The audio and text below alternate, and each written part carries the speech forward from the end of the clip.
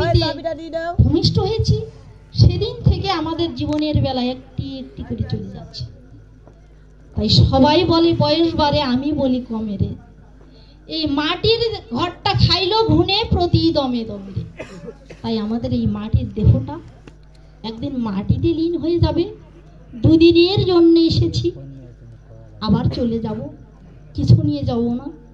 তাই গীতায় একটা বাণী আছে, ন জয়াতে মৃয়তে বা কদাচিৎ নয়ম ভূতা ভবিত বা ন ভূ অজনিত্য শাশ্বতাম পুরনো ন হন্যতে হনুমানে শরীরে। এই আত্মার কখনো মৃত্যু নাই, বৃদ্ধিও নাই।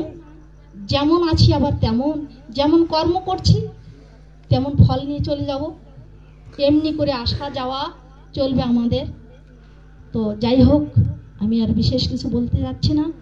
সবার সুখী সুন্দর প্রার্থনা করি এবং এই বিদয়ী আত্মা যেন ভগবানের সঙ্গে ভগবানের চরণ প্রান্তে ঠাঁই পান, এ বলে আমার প্রার্থনা আমি এখানে শেষ করছি। আমার মাতৃ সম্মেলন এখানে শেষ করছি। জয় গুরু, বন্দে পুরুষোত্তম।